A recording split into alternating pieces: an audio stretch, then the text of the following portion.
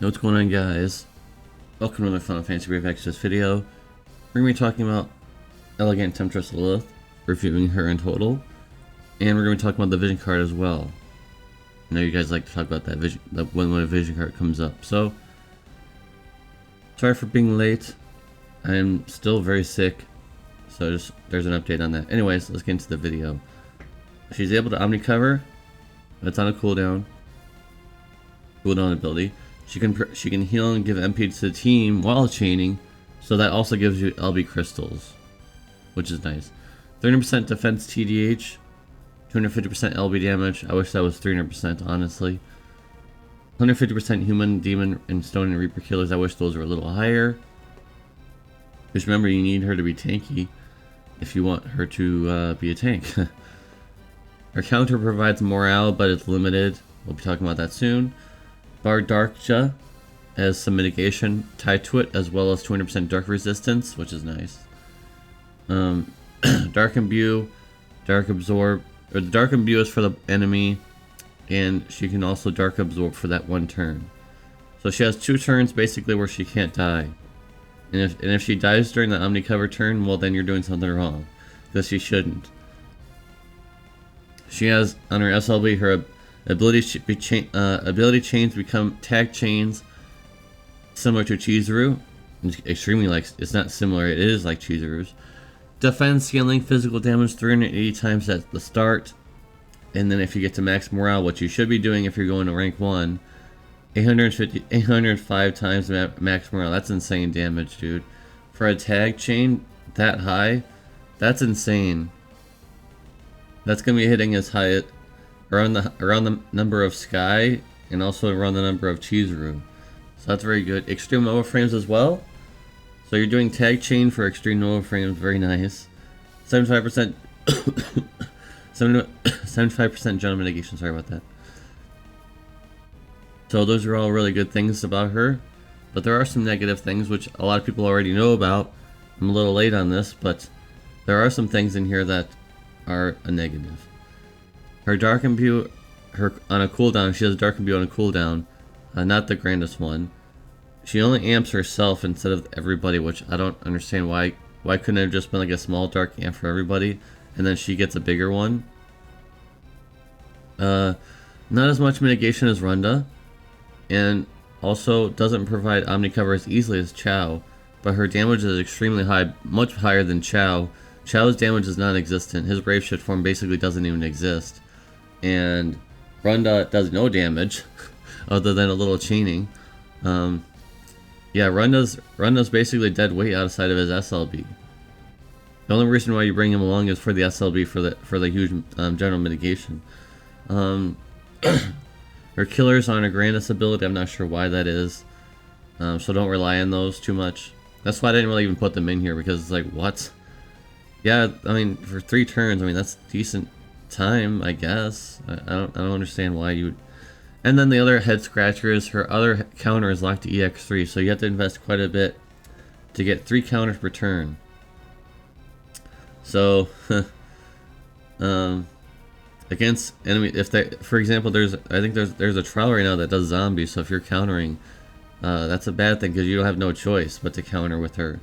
So if an enemy has zombie effects to your team, she's going to counter and she's going to end up taking damage from that. Well, everybody's going to take damage from that if they have AoE zombie. So those are some things. You're going to have to balance her being a DPS and being a tank. I'm pretty sure we'll be able to figure it out. I wish I still, and I said this in my news video, I wish that her S-Teamer was better. It's not enough. It needs more. If you're two-handing this needs more. That should have been 1,000 flat HP. 1,000 HP on that, and also like 250 defense. And then it should have been 750 HP in defense on that. So I think that the STMR it is decent for her, but actually I don't even know if it's going to be best in stock for her. So we'll have to figure that out, and her TMR is just not very good. I just don't think it's really that great. So all in all, this might be controversial number to provide you guys, like, considering all the cons that she has, but her damage is so high for being a tank. So that is very good roll compression value. So I'm gonna go ahead and reveal the score here. 8.5 out of 10. She's not getting a 9. She's not getting a 9.5. She is definitely not getting a 10. There are way too many flaws, but there are some good roll compression here, guys. Her support kit is not very good, so you basically treated her as a tank, a physical tank and a DPS. Similar to Jet, but I think that she's just better than Jet and Cow. Outside of Cow, of course, she's not going to be nearly as good, but in Cow, one of the only things left in this game that's actually usable to do, she's going to be really good. And Deus is going to help her out. Not by too much, but it'll help her out a little bit. She'll be best in slot in Deus teams easily. So there's that.